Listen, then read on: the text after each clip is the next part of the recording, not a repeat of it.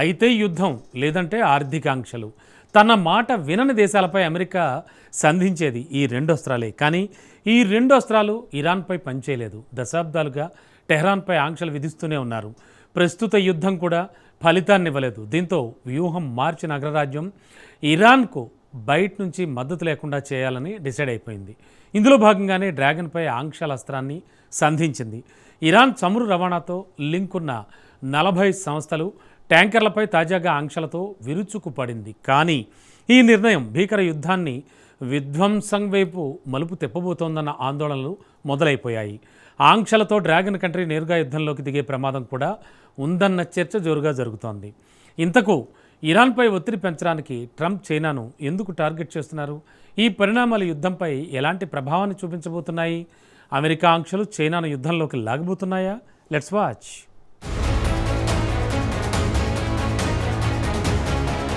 తారీఖురాని Tehran వ్యూహం మార్చేసిన Trump ప్రభుత్వం.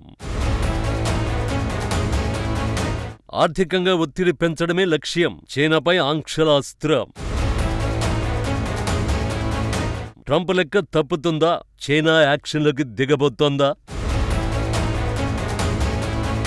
ఆర్థికాంక్షల యుద్ధంతో ఇరాన్ దారికి తెచ్చుకోలేకపోయిన ట్రంప్ సర్కార్ ఇప్పుడు బయట నుంచి ఆ దేశాన్ని లొంగదీసుకునే ప్రయత్నాలు స్టార్ట్ చేసింది.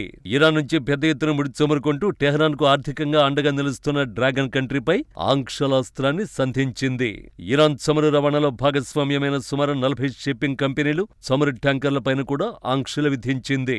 ఇరాన్తో వ్యాపారం చేసే సంస్థలు, దేశాలపై సెకండరీ ఆంక్షలు విధిస్తామని ట్రంప్ ఇటీవలే బెదిరింపులకు దిగాడు. ఇప్పుడు ఆ ఆంక్షలాస్త్రాన్ని చైనాపై సంధించారు. ప్రపంచ మార్కెట్లకు తన చమురును తరలించడానికి ఇరాన్పై ఆధారపడే నౌకలు, మధ్యవర్తులు, కొనుగోలుదారుల నెట్వర్క్ను తమ ఏజెన్సీ నియంత్రించడం కొనసాగిస్తుందని ట్రెజరీ సెక్రటరీ స్కాట్ బెసెంట్ ప్రకటించాడు. ట్విస్ట్ ఏంటంటే త్వరలోనే డొనాల్డ్ ట్రంప్ చైనా పర్యటనకు వెళ్లబోతున్నాడు. ఇలాంటి సమయంలో చైనా సంస్థలపై ఆంక్షలు విధించడం ఆ పర్యటనపై ఎలాంటి ప్రభావం చూపిస్తుందో అన్న చర్చ మొదలైంది.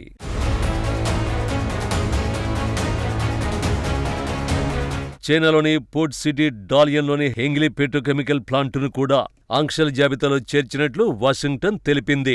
ఈ ప్లాంటులో రోజుకి సుమారు 4 లక్షల బ్యారెళ్ల ముడి చమురును శుద్ధి చేస్తారు. అందుకే ఇది చైనాలోని అతిపెద్ద స్వతంత్ర రిఫైనరీల్లో ఒకటిగా నిలిచింది. 2023 నుండి హెంగ్లీ ఇరాన్ నుండి ముడి చమురు దిగుమతి చేసుకుంటోంది. దీంతో ఇరాన్ సైన్యానికి $100 మిలియన్ల ఆదాయం సమకూరిందని అమెరికా ట్రెజరీ డిపార్ట్మెంట్ ఆరోపించింది. ఈ నెల ప్రారంభంలో స్కాట్ బెసెంట్ విభాగం చైనా, హాంకాంగ్, యుఏఈ, ఒమన్లోని ఆర్థిక సంస్థలకు ఓ లేఖ పంపింది. ఇరాన్తో వ్యాపారం చేసినందున ఆ దేశాలపై ద్వితీయ ఆంక్షలు విధిస్తామని బెదిరింపులకు దిగింది. ఇరాన్ అక్రమ కార్యకలాపాలు తమ ఆర్థిక సంస్థల ద్వారా సాగడానికి ఆ దేశాలు అనుమతినిస్తున్నాయని ఆరోపించింది.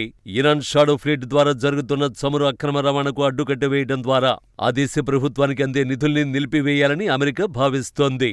సాధారణంగా ఇరాన్ చమురును కొనుగోలు చేసేటప్పుడు దాని మూలాన్ని మలేషియా వంటి దేశాల నుండి వచ్చినట్లుగా అస్పష్టంగా చూపిస్తూ చైనా కంపెనీలు దిగుమతి చేసుకుంటాయి. ముఖ్యంగా టీపాట్ రిఫైనరీస్ అని పిలిచే చిన్న తరహా రిఫైనరీలు ఇరాన్ షాడో ఫ్లీట్ ద్వారా చమురు దిగుమతి చేసుకుంటాయి. అయితే ఇప్పుడు హెంగ్లీ వంటి పెద్ద రిఫైనరీపై ఆంక్షలు విధించడం ద్వారా అమెరికా తన ఉద్దేశాన్ని స్పష్టంగా చాటి చెప్పింది.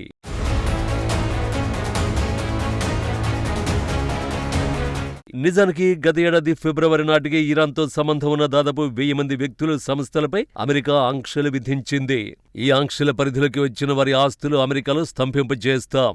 అమెరికా పౌరులు లేదా విదేశీ కంపెనీలు వారితో లావాదేవీలు జరిపితే జరిమానాలు తప్పవని అమెరికా ట్రెజరీ శాఖ హెచ్చరించింది. డొనాల్డ్ ట్రంప్ ప్రభుత్వం తీసుకున్న తాజా నిర్ణయం అంతర్జాతీయ చమురు మార్కెట్పై ప్రభావాన్ని చూపడమే కాకుండా చైనా, అమెరికా మధ్య ఉన్న వాణిజ్య సంబంధాలను మరింత సంక్లిష్టంగా మార్చే అవకాశం ఉంది. ఇరాన్కు కీలకమైన ఆదాయ మార్గాలను మూసివేయడం ద్వారా ఆ దేశాన్ని చర్చల దిశగా మళ్లించడం లేదా బలహీనపరచడమే వాషింగ్టన్ వ్యూహంగా కనిపిస్తోంది. మరోవైపు అమెరికా ఆర్థిక ఆంక్షలపై చైనా రాయబార కార్యాలయం తీవ్రంగా స్పందించింది. ఆంక్షలు అంతర్జాతీయ వాణిజ్య నిబంధనల్ని ఉల్లంఘించడమేనని ఆరోపించింది. చైనా తన చమురు అవసరాల్లో దాదాపు 8 నుండి 10% ఇరాన్ నుంచే పొందుతోంది. ఇరాన్ చమురు ఎగుమతుల్లో 90% చైనాకే వెళుతున్నాయి. చైనాను నియంత్రించడం ద్వారా ఇరాన్ ఒంటరి చేయొచ్చని వాషింగ్టన్ భావిస్తోంది. కేవలం చైనా కంపెనీలే కాకుండా వాటికి సహకరించే బ్యాంకులపై కూడా ఆంక్షలు విధిస్తామని హెచ్చరించడం ద్వారా ప్రపంచ ఆర్థిక వ్యవస్థ నుంచి వాటిని వేరు చేయాలని అమెరికా చూస్తోంది. కానీ ఈ ఆంక్షల వ్యూహం వర్కౌట్ అవుతుందన్న గ్యారంటీ లేదు.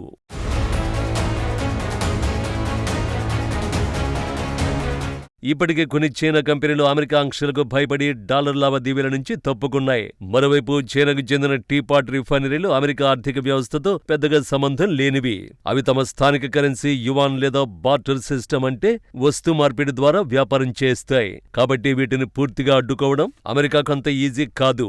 పైగా వీటిలో ఒక కంపెనీపై ఆంక్షలు పడగానే దాన్ని మూసేసి మరో పేరుతో కొత్త కంపెనీని వెంటనే పుట్టిస్తారు. ఈ cat and mouse game America నిఘా సంస్థలకు పెద్ద సవాలుగా మారుతోంది. ఇక షాడో ఫ్లీట్ నౌకల్ని గుర్తించడం ఆల్మోస్ట్ ఇంపాసిబుల్. ఎందుకంటే ఈ నౌకలు నిరంతరం తమ రూట్లు పేర్లను మార్చుకుంటూ ఆంక్షల నుంచి తప్పించుకుంటాయి. అందుకే వీటిని గోస్ట్ ఫ్లీట్ అని కూడా అంటారు. అటు జిన్పింగ్ ప్రభుత్వం ఇరాన్ నుంచి చమురు తీసుకుని దానికి బదులుగా ఇరాన్లో రైల్వే లైన్లు, రోడ్లు, టెలికాం నెట్వర్క్లను నిర్మిస్తోంది. ఇక్కడ డబ్బు చేతులు మారదు కాబట్టి అమెరికా ఆంక్షలకు స్థానం ఉండదు. ఇలా ఎలా చూసుకున్నా అమెరికా ఆంక్షలు కాగితాలకే తప్ప ఆచరణలో వర్కౌట్ కావు. అయితే అమెరికా ఒకవేళ ఈ టీపాట్ రిఫైనరీలకు నిధులు సమకూర్చే చైనా పెద్ద బ్యాంకులపై, ఉదాహరణకు ఐసీబీసీ లేదా బ్యాంక్ ఆఫ్ చైనాపై ఆంక్షలు విధిస్తే పరిస్థితి తీవ్రంగా మారుతుంది.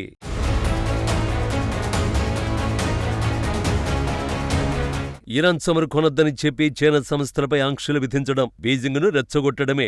చైనా ఇప్పటికే ఇరాన్కు పరోక్షంగా రక్షణ సహాయాన్ని అందిస్తోంది. ఆ మాటకొస్తే గల్ఫ్లో ఉన్న అమెరికా మిలిటరీ స్థావరాల రహస్యాలన్నీ చైనా నిఘా శాటిలైట్ల నుంచి వచ్చినవే అని ట్రంప్ సర్కార్కు కూడా తెలుసు. ఇది కాకుండా బాలిస్టిక్ క్షిపణి, డ్రోన్ల తయారీకి అవసరమైన టెక్నికల్ విడిభాగాల సహాయం కూడా బీజింగ్ నుంచి అందుతున్నట్లు అనుమానాలున్నాయి. ఇటీవలే రిపబ్లికన్ నేత నిక్కీ హేలీ సంచలనారోపణలు చేశారు. హార్ముజ్ వద్ద ఇరాన్ పతాకంతో ప్రయాణిస్తున్న తౌస్కా అనే వాణిజ్య నౌకను ఇటీవల అమెరికా సీజ్ చేసింది. ఆ నౌకలో క్షిపణి తయారీలో ఉపయోగించే రసాయనాలు ఉన్నాయని పేర్కొన్నారు. నౌక చైనా నుంచి ఇరాన్కు వెళుతోందని పేర్కొన్నారు. దీనిపై ట్రంప్ కూడా పరోక్షంగా స్పందించాడు. అలాంటిది తమ దేశాన్ని ఆంక్షలతో టార్గెట్ చేస్తే బీజింగ్ ఎందుకు చూస్తూ ఊరుకుంటుంది? ఇరాన్కు మరింతగా రక్షణ సహకారాన్ని అందిస్తుంది. కాబట్టి అమెరికా ఆంక్షలు ఆ దేశానికే ప్రమాదకరంగా మారొచ్చు అనేది విశ్లేషకుల అంచనా. ఏది ఏమైనా రెండో విడత శాంతి చర్చల వేళ చైనాను టార్గెట్ చేసి ట్రంప్ టీం సాహసించిందని చెప్పాలి.